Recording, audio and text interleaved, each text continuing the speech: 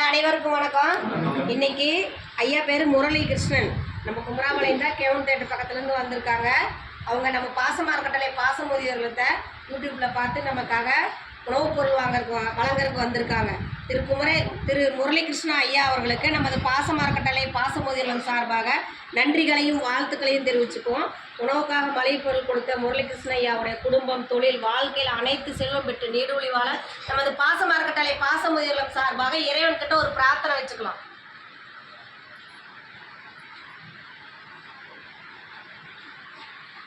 திரு முரளிகிருஷ்ணன் ஐயா அவர்களுக்கு மீண்டும் ஒரு முறை நன்றிகளையும் வாழ்த்துக்களையும் தெரிவிச்சுக்கிறோம். ஐயா, இந்த நேரத்தில் நாங்கள் உங்ககிட்ட ஒரு கோரிக்கை வைக்கிறேங்க பெரியவங்க சார்பா.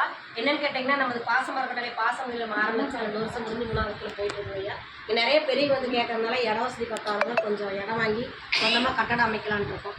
இன்னும் வர பெரியவங்களை நம்ம பாசம் இல்லை பாசத்தோடு அரவணைக்க நாங்கள் எதிர்கொண்டு இருக்கோம். அதுக்கு உணவு முடிஞ்ச உதவியை செஞ்சு தரலாம். நீங்கள் மட்டும் இல்லாத உறவினர்கள், நண்பர்கள், உங்களுக்கு தெரிஞ்ச இடத்துலலாம் இந்த மாதிரி ஒரு முதியோர் இல்லை இருக்குது, அவங்களுக்கு சொந்தமாக ஒரு கட்டடம் அமைக்க போகிறாங்க, அதுக்கு நம்மளால் முடிஞ்ச உதவி செய்யலாம்னு சொல்லி நீங்களும் எங்கள் முதியோரத்தை வெளியே கொண்டு சென்று எங்களுக்கு கூடிய சீக்கிரம் ஒரு சொந்த கட்டடம் அமையருக்கு உங்களால் முடிஞ்ச உதவி செஞ்சு தர மாதிரி எங்கள் பெரியவங்க சார்பாக கேட்டுக்கிறோம்.